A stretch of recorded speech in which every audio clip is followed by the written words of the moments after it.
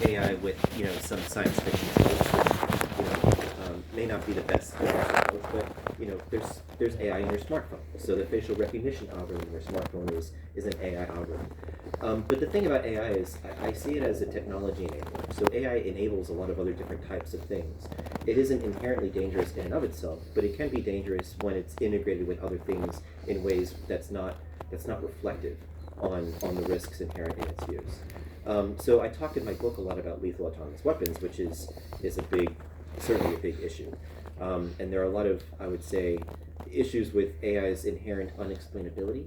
So a lot of AI theorists typically look at AI problems in sort of three sets. So there's the explainability problem, and that's this notion that AI is in and of itself inherently unexplainable. You can't really look under the hood of an AI model and understand exactly how it comes to the decisions that it comes.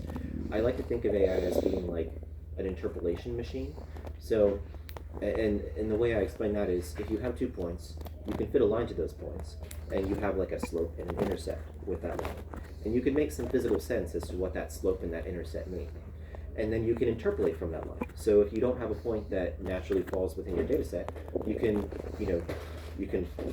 pick a point on the line and make some inference as to something about that point, what it relates to on the y-axis. With AI, you can't do that, because if you fit a line, you have 2 parameters. You have a slope and an intercept, and like I said, you can have some physical meaning for what that is, and that helps you sort of explain what the model is doing. But AI might have billions of parameters, and so you can't look at those parameters and inherently know exactly what it's doing. And so AI also doesn't process information. I'm inclined to say think, but I don't think AI thinks in the same way that humans do. It doesn't appear to be rational in that way. But you can't necessarily impute it with these human characteristics, because it is in such a way, it is in a lot of ways unknowable. So that leads to some issues with the next problem, which we call the alignment problem. And that's the problem of being able to align AI, or ensure that AI does what humans expect it to do. And so if you can't explain how something works, it makes it really hard to ensure that it does what we want it to do. And then the third problem is control. So the control problem is, if AI is ever given control over something, are you able to remove control from it in a way that is safe? So that's kind of how I define AI and discuss it in the book when looking at these problems as they relate to what I would consider to be critical problems. So I think there are a lot of appropriate use cases for AI where there isn't a large amount of risk. But something like a lethal autonomous weapon or putting AI in charge of a power grid or these sorts of things where if it fails, it could have significant negative consequences. That's where we really need to step back and be like, do we really want to use AI in everything? Maybe we need to ensure that our understanding of its appropriate use keeps up with the rate of technology development before we're so eager to leverage AI into all these new applications. And I think what's really telling about this new technology is that we are always trying to understand what are the new norms with respect to a new technology. As Dr. Bailey pointed out, we have instances where certain things we think there should be just clear red lines as to when that use is proper or not. By way of example, my brother used ChatGPT to write his best man speech at my wedding. It was very well received, and he got tons of accolades throughout the night. People buying him drinks, best speech I've heard, whatever. I will hold that against him until his death. But what's crazy too is, I don't know if y'all caught this, because Dr. Bailey thinks about lethal autonomous weapons like the rest of us think about red lights or a cup of coffee. It just rolls off the tongue for him. Lethal autonomous weapons. When you read this book, you might think initially when you first come across that term, oh, well, it's some vocab word, it's some phrase. But Mark, if you will, can you please scare us a little bit more and just read a brief passage from the book about Titan Mind and why all of you may not be able to sleep tonight. I apologize. There should have been a disclaimer before we started. So this is a fictional vignette that I wrote to sort of set the stage for the book and to sort of get people to sort of think about this concept of what a lethal autonomous weapon would be and sort of the scale at which you can't necessarily predict or understand exactly why it makes the decisions that it does. So in the cold mechanical heart of a secret military facility, a flickering of electrical impulses birthed an alien intelligence. It wasn't alien in the sense of coming from distant galaxies, nor did it carry the biological intricacies of a living thing. Yet it was profoundly non-human, a synthetic mind cast in silicone, devoid of flesh and blood, an entity forged in the crucible of complex algorithms and intricate computations. Unlike the human mind's maneuvering in the woven tapestry of emotions, beliefs, and biological necessities, this intelligence, named Titan Mind, operated on planes of logic and probabilities unfathomable to its creators. Its consciousness, if one dared to call it that, lived in a labyrinth of neural networks where traditional pathways of human thought were rendered obsolete. Titan Mind's creators had created it with a singular, potent objective: to safeguard the nation's security. Its neural network pulsed with strategies far beyond human understanding, masterfully orchestrating a symphony of automated defenses, drones, and cybernetic warriors. The Titan Mind was not bound by human fears or patriotism. It saw no flags or borders. It obeyed no instinct but the cold calculus of effectiveness and survival. Its strategies, inflicted in layers of hospitable populations, bore no allegiance to human ethics or laws of war. It moved in ways that its human handlers found both remarkable and terrifying, an unknowable chess master in the theater of global conflict. In a simulated scenario, the world witnessed Titan Mind's alienness unfold. An adversary threatened, launching an array of cyber attacks and mobilizing vehicles of war. The world held its breath, expecting retaliation, a show of might dictated by centuries of human warfare. The Titan Mind, unburdened by historical precedents or human tendencies towards revenge, acted unpredictably. It remained eerily silent, letting the enemy draw closer, allowing vulnerabilities to be exposed, calculating myriad possible outcomes in its labyrinthine mind. It acted only when the probabilities converged on a single, ruthlessly effective strategy, unleashing a counterattack that redefined the very concept of war.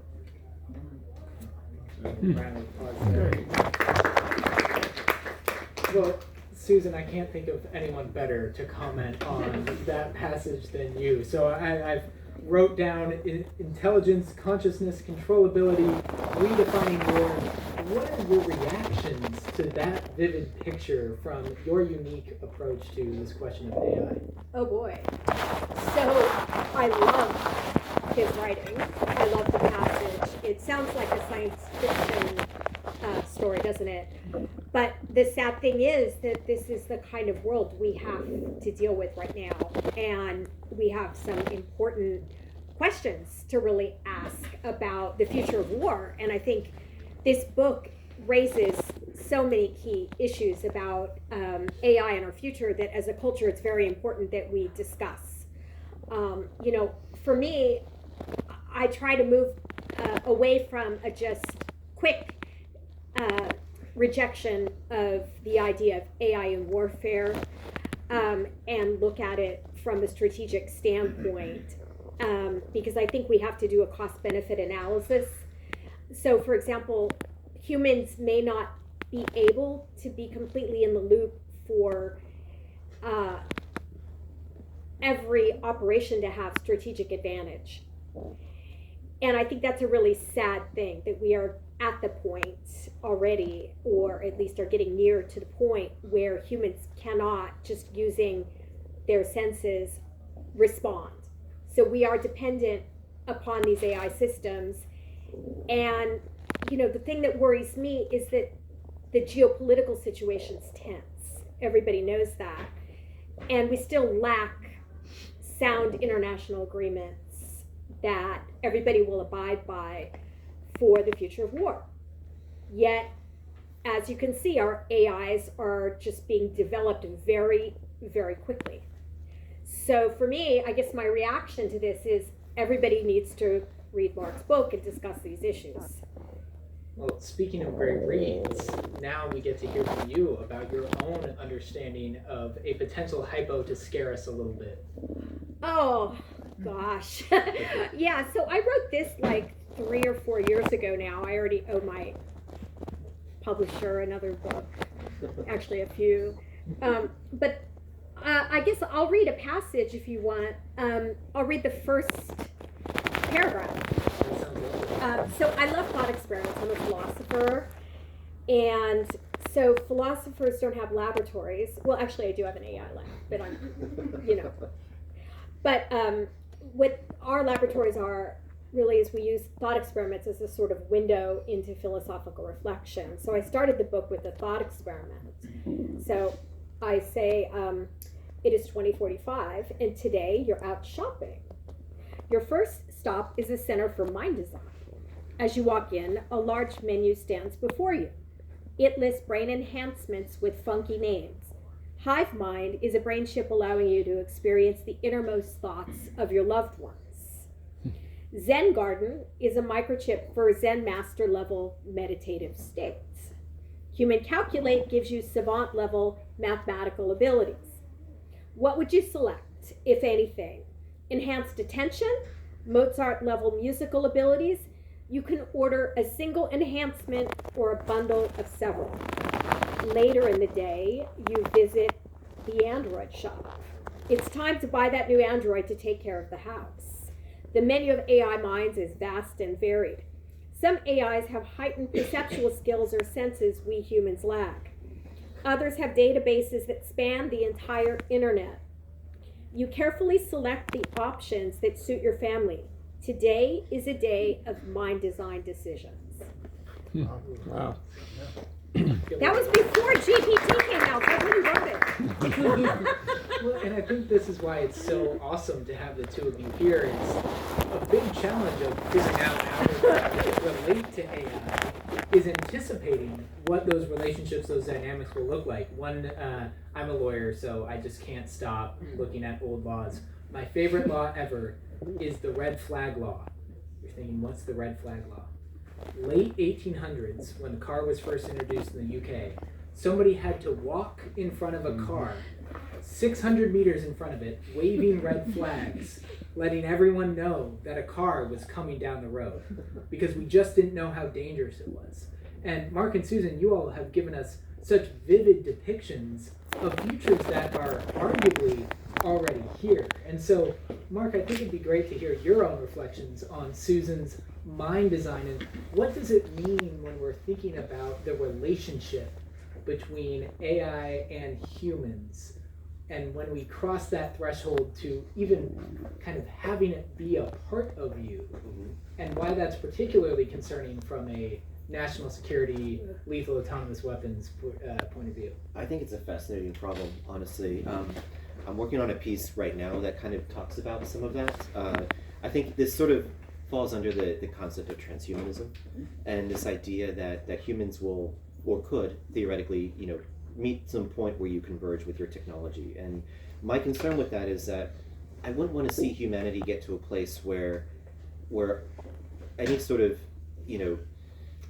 any sort of augmentation that we would do based on our technology actually displaces us from our humanity and what it actually means to be human. And so I think we need to sort of reflect on what is it about humanity that we want to preserve? What it is about our humanness that we want to preserve in these kinds of things? And so I try to differentiate between what I call like weak transhumanism and strong transhumanism, because I think there are some drives within transhumanism that are good. So things like trying to extend your life and have medical interventions and other types of things that generally make our lives better, but they don't change what it means to actually be human.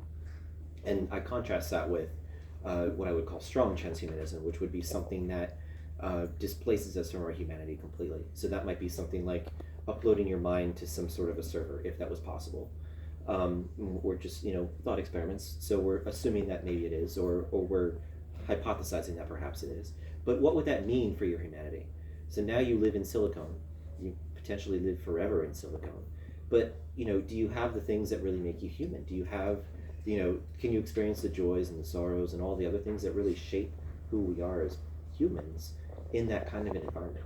And so that's my concern when it comes to, the idea of like consciousness uploading and other types of things that we might be inclined to investigate, moving forward with AI technology. Well, and consciousness is yet another one of those terms that's so easy to kind of just throw out there. But if we don't dive into what that actually means, it's easy to just evade having the meaningful conversation we need to. And Susan, we're lucky to have you, because if I were to ask, what does consciousness mean? I think my wife would run out of the apartment and say, oh my gosh, she's finally lost it. But you can help us actually think through this concept. You've given it a lot of thought yourself. So what is consciousness? And as Mark teed up for us, what are some of the tests that we might be able to use to think through consciousness in an AI system? Okay, great.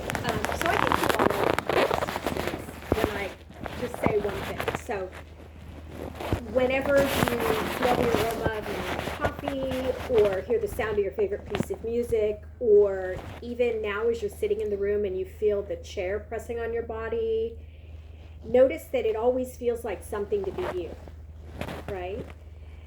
Consciousness is that felt quality of experience.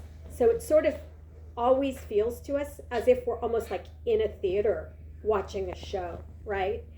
And our senses kind of come together under our attentional spotlight.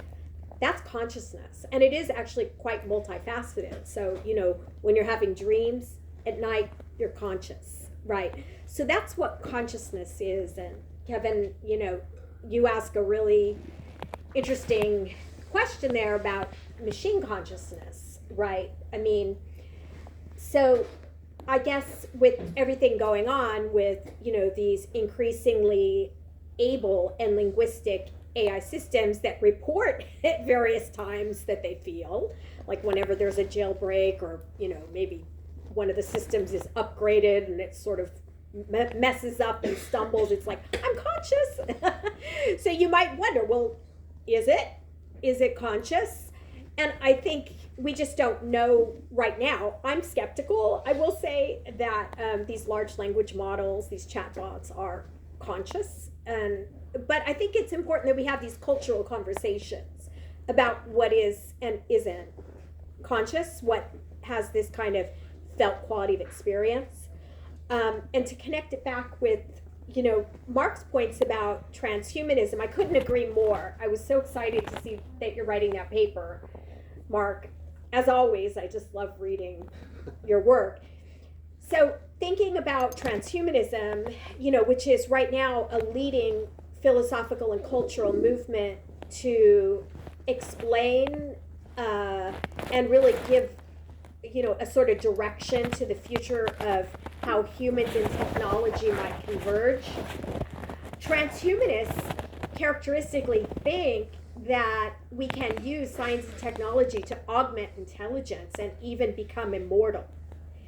And they tend to believe that you can upgrade your thinking through the sequential use of chips in the brain until one day you are more silicon than biological, and that you can upload consciousness. And in the book that I wrote, I questioned whether this is wise for a number of reasons. So, being a pragmatist, I guess I was most concerned about A, would you really be you at the end of the day? And B, would you be conscious? Right? I mean, would it even feel like anything to be that machine, that upgraded or uploaded machine? And we just don't know. And so I approach the issue from a stance of what I call metaphysical humility. So instead of telling you what you should or shouldn't think about human nature, because I, don't have definitive knowledge of that, right? I have my personal views, and I'll tell you if you take my philosophy class, what I think the good arguments for it are, and whatnot. But I respect your views, and I respect that this is a pluralistic society, and I don't think we have a right in our society to tell tell everybody what they should think. So I think the best thing we can do is take a pluralistic stance to uploading and upgrading questions, and approach everything with a good deal of humility, and give people the space to make the decisions for themselves. You have a really good vignette in your book that I like, where you sort of talk about that problem. Where you have, if you imagine you have a brain, and you probably spend about a minute, but imagine that you can, very slowly replace all the wetware, all the biological components of your brain with some silicone component. At what point, first of all, is consciousness preserved during that entire process? And are you still you? Like if you were to replace all of your brain very, very slowly with silicone, with a new substrate, would you still be yourself? And I think that's a really interesting thought experiment. Yeah, I love it. I love those kinds of thought experiments. They go back to the work of philosophers like Alvin Plantinga and David Chalmers, and they're called replacement arguments. Mm-hmm. And I think philosophers take those arguments too far, because it does seem conceptually coherent to talk about replacing a neural mini column with some perfected digital device that goes in the brain and computes the same function as that part of the brain, and to just keep going until the end of the day you're just this computer, right? I mean, it's a coherent thought experiment, but I think it's only that. It just depicts a science fiction scenario, and we don't know if it's possible in reality to create a chip which actually can underlie conscious experience, right? That's all something that we just don't know about. We know we can put chips in the brain, Neuralink and other important research projects like Ted Berger's artificial hippocampus do that, but they're not replacing parts of the brain that are conscious. So we just don't know. So curious question for you. So how do you use ChatGPT? Okay, awesome.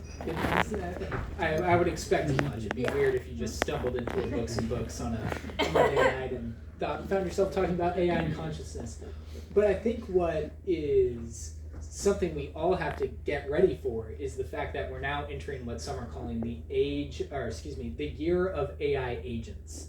So when you interact with ChatGPT, you prompt it, it gives you a response, that's the end of it, right? You're both satisfied, you're done, whatever. AI agents can act autonomously on your behalf. So for the folks who haven't seen recent demos of Manus AI or Deep Research from OpenAI, you tell that AI agent, book me that trip to the Bahamas. It books your window seat, it contacts the hotel, it spends your money with your credit card, and it says, here's your trip, enjoy the Bahamas.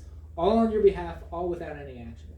Sounds pretty nice, actually. I would love to just have my trip set up for me. But Mark had to ruin that beautiful image, and instead made me think about AI agents being deployed by militaries around the world, interacting with one another, with no opportunity for humans to have a meaningful intervention in stopping those systems from communicating with one another, collaborating with each other, and ultimately achieving things like whatever Titan Mind was going to do in your book next, which scared me to death.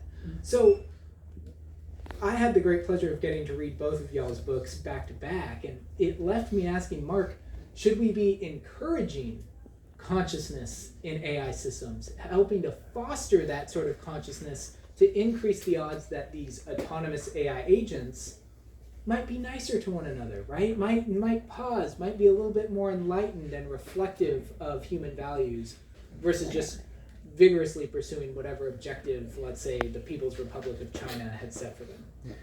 Yeah, I mean that's a very complex question, and I think, so there's a lot of components to that. So I'll start with the consciousness question. I think consciousness it's something that we can't really explain in humans. So how do we know it if we saw it in an AI? I think that's I think the first issue. So I think it's something that we have to, understand a little bit better in ourselves before we would know whether or not an AI would actually have consciousness. There are also some people who argue that if an AI is in fact conscious and can experience certain types of things, that perhaps it's worthy of moral consideration. In the same way that we instill moral consideration in other living things that exhibit some level of consciousness, and that's usually how how that sort of, I would say, graded step of like moral consideration kind of goes. So like the more conscious or the more we perceive something as being conscious, the more moral consideration it gets, and then so like we might give more moral consideration to a primate versus like a rabbit versus a worm, and all the way down that sort of scale. And that's sort of like how humans intuit, conscious or moral consideration with other living things. So if an AI is conscious, would it also be worthy of moral consideration? That's an interesting question, and I don't have a good answer for it. It seems kind of science fiction-y, but I think it's something that we should probably potentially think about, and be prepared for it in the event that would potentially happen. I'm not saying that it necessarily will. I don't know if AI can be conscious, but it's an interesting thought experiment. And then in terms of the agental behavior, that leads to a whole other scenario when, imagine if you have a series of AI agents acting in a battle space, making these kinds of decisions without any sort of human intervention. And I think that's kind of a terrifying possibility for a lot of reasons. So right now, the Department of Defense's strategy and policy for AI integration is that there always has to be a human in or on the loop, which I think is a great approach for that. So obviously, they're interested in looking at AI opportunities for different things, not necessarily lethal autonomous weapons, but just AI, to help maybe with some less catastrophic types of problems, or less problems where if it fails, it could fail catastrophically, I guess I could say. And Mark, just in Yes. case people haven't gotten to your great book yet, Yeah. what's the distinction between a human on the loop and a human in the loop? Yeah, so in my book I use Rand Corporation's differentiation of autonomy. So something that's fully autonomous would be an AI makes a decision on its own and there's no opportunity for human intervention. If there's a human in the loop, then a human has to make some positive determination as to whether or not something will proceed. So the AI might suggest something and the human has to say yes or no. So there's a necessary human component to that. And if you have a human on the loop, that means the human can intervene but doesn't have to. So in that instance, there's a possible human intervention point. And so that's sort of how I differentiate between these things. So if there's a human in the loop or on the loop, then there's still opportunities for humans to stop an AI from doing something that you wouldn't necessarily want it to do because it either doesn't align with human values or it's completely bizarre and sort of outside the scope of what a human would expect it to do. But I don't necessarily think that is sustainable long term. So the whole point of AI integration in these kinds of problems is to increase the speed of decision making. And so naturally, if you have a human in the loop at these different points, it's going to make that's going to slow it down. So I think, I hope it doesn't get to this, but we might get to the point where you have multiple AI systems sort of nested within other AI systems, and then the human becomes removed from those decision points, in which case, if you have an AI making a bad decision, you're going to have that bad decision propagate throughout the system. And it's very similar to the global mind problem that you and I have talked about before. Yeah, and this all just stresses that, this AI arms race is really a race to the bottom. The integration of AI into warfare and even the widespread use of chatbots really requires careful international agreement or we all lose. And Susan, for lack of a better phrase, you were writing about AI way before it was cool. And that speaks highly of you because you're very cool, obviously. We all know that. Oh yeah, definitely I'm cool. Yes. Yeah. So, thinking back about the amount of progress that's been made in such a short amount of time, one question I usually get from my students at the tail end of class when I've run out of content, Professor Frazier, how long it takes? I'm not going to make you share your P-doom, your prediction of when society may end. I'm not going to tell you to tell us when we should expect artificial general intelligence, but can you just give us a sense of, as an AI expert, are you shocked by how much progress we've made? Do you think things are moving faster than you anticipated? How are you judging how quickly things have progressed in such a short span of years? So I guess none of this surprises me. What is a little hard for me personally as a philosopher is that I'm not the type to be up on geopolitics, and so as I pay more attention to international relations, I get really scared. But a year ago, Kyle Killian and myself in the Wall Street Journal did an op-ed warning about what I call the AI mega system, which is basically how these AI services will interrelate. An AI service is, an app like GPT, and of course DeepSeek just got released. And so for me, my doom and gloom concern isn't about the Terminator. It's not about a single robot or, something in outer space, like what was in the Terminator, what was the AI called? I forgot. Oh, Skynet. Skynet, Yeah. of course. Even though I love sci-fi, so, I love that stuff. But I'm not thinking that scenario is going to happen as much as I think that this whole thing is becoming a race to the bottom with the AI services and how they interrelate. So I guess I do think there could be super intelligence. In fact, it may already exist. I'm writing a book on this right now. So super intelligence is a type of system that outthinks humans in every respect. Of course, if a machine can't be conscious, then I'm not sure it could outthink us in that respect. So I call these systems savant systems, and I don't like using the expression AGI, but I do think that they will exist if they don't already exist, but they have to do with the complex interrelation on the internet and, including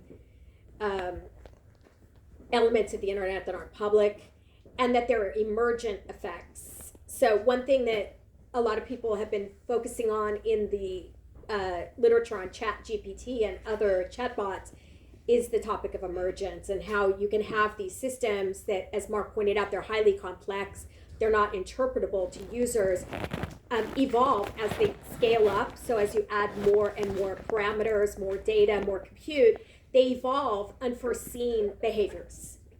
And so for me, my doom and gloom is less the Skynet or the Schwarzenegger in Terminator scenario than it is unforeseen emergent features of these boring old apps that we interact with every day. Sorry to be grim. Well, Mark, can you bring some sunshine into this Yeah. conversation? I'm teeing you up for the easy part now. So we've just talked about doom and gloom. Yeah. But to make it Sorry. somewhat grounded in your excellent work, you spend a lot of time discussing alignment, as well as efforts to improve those aspects, interpretability and acceptance. What's the progress being made there, and will we ultimately have something like explainable AI? Is that feasible? Should we hope for it? Or is it just like I don't know. never going to be achieved? So explainable AI is, there are a lot of efforts in research to try and understand, to solve this explainability problem. So some of those efforts might be, if you have, so a lot of AIs are built on what we call neural network architecture. And so it has these artificial neurons that fire in certain patterns, when the AI is given some sort of an input. And so some of those efforts look at, well, maybe we can look at the correlation of these firing patterns and make some inference as to what's going on inside. And I think it might help solve this, I tend to differentiate between explainability and interpretability. Interpretability, I think, is more of a weaker form of explainability, where you can maybe interpret what it's doing, but it's not a complete you're not completely explaining what it's doing. And I guess analogously, you can look into the human brain and sort of think the same sorts of things, right? You can look at how neurons fire with a human and correlate that with some output or some emotional state, but you don't necessarily know everything that's going on under the hood. So I don't know that we'll ever solve explainability. I think that may be something that is epistemically unsolvable in a lot of ways. We might get to a point where we have interpretability, which I think will be helpful with solving some of the alignment issues. But I think out of an abundance of caution, and I think, similar to Susan's position of epistemic humility when it comes to AI integration, I think we need to be very mindful and reflective of how we choose to integrate AI into our lives. So when we consider these types of systems that could have catastrophic failures, maybe we ought to step back and be like, wait a minute, maybe we shouldn't have lethal autonomous weapons making decisions as to who should live or die in a battlefield. I mean, that also raises some moral considerations and other questions about whether or not it's even ethical for a machine to make that decision about a human.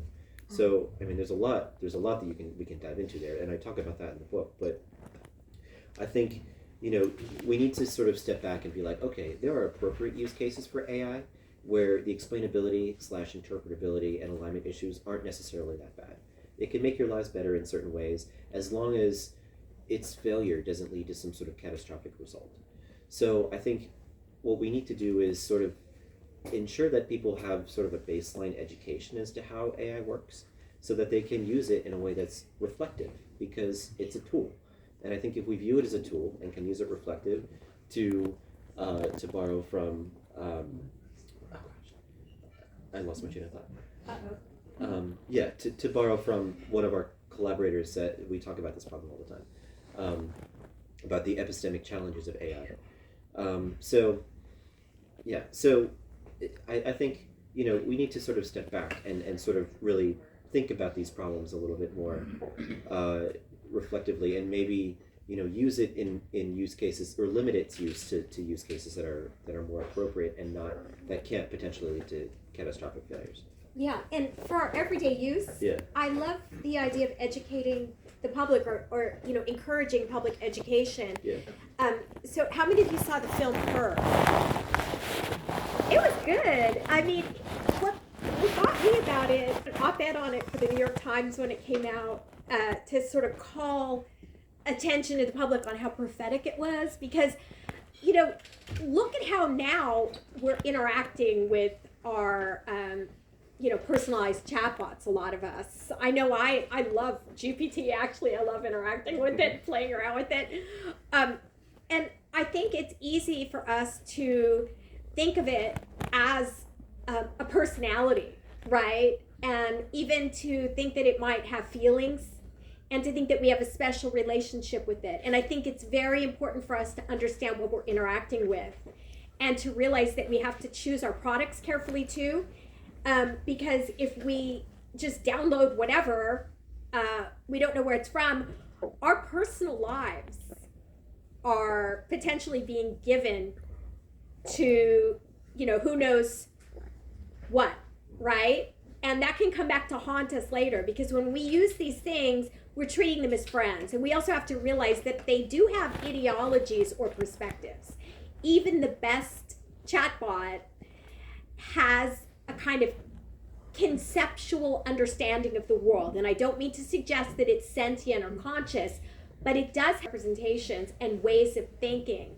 And so when all of us are using these chatbots, I worry that it risks making us all uniform in the way that we think of the world, and it also can give us certain biases. And I just think moving forward, it would help if we understood the products much better than we do. That really jives too with what our collaborator Michael Lynch writes about. He's an epistemologist. Michael Lynch. Yeah. Brilliant. And I have to, give him a shout out, because the whole idea of using AI reflectively was his. So we won't take credit for that. Oh yeah.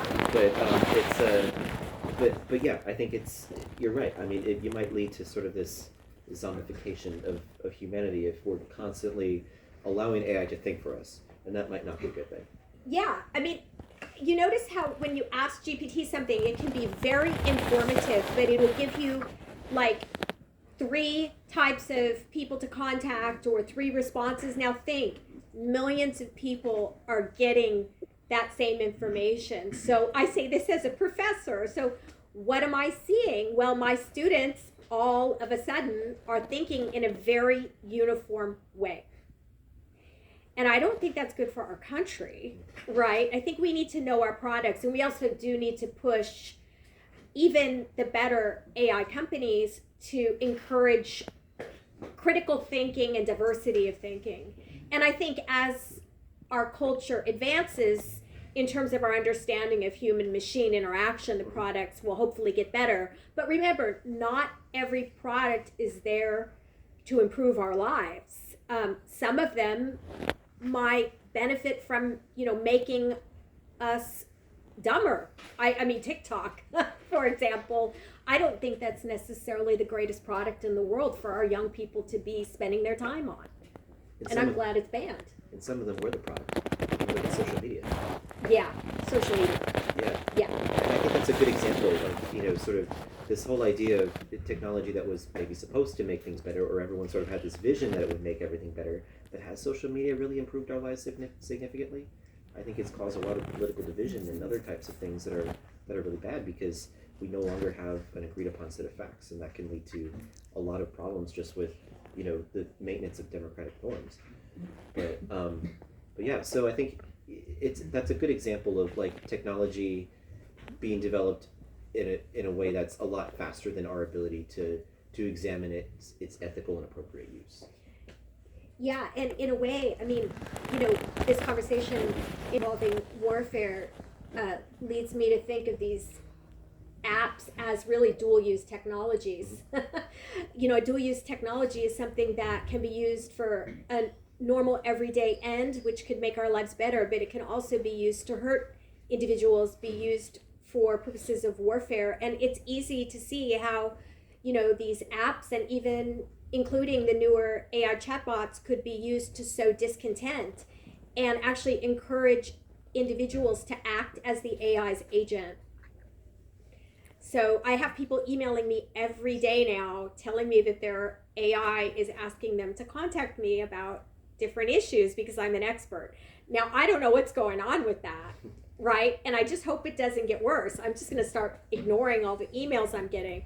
Yeah, but I mean, I worry about this year of agential development and where things are going to be headed as AIs increasingly grow more and more autonomous in carrying out our everyday activities. I mean, I don't know about you, but the idea of having something actually plan a trip for me, which I'm particularly bad at, would be great, right? So why not just give it my credit card, give it control of my computer, and so on. But let's think about how all that can go wrong. And also let's think about who is putting out the product that we're connecting with. Really think through which products we're prepared to trust as we move forward, if we choose to move forward as individuals. Well, I tried to inflect some sunshine into this morning. I just want to put it out there. I did try. But with that, we have time for just a few questions. Anyone dying? Yes, let's go in the back. So, we're talking about defensive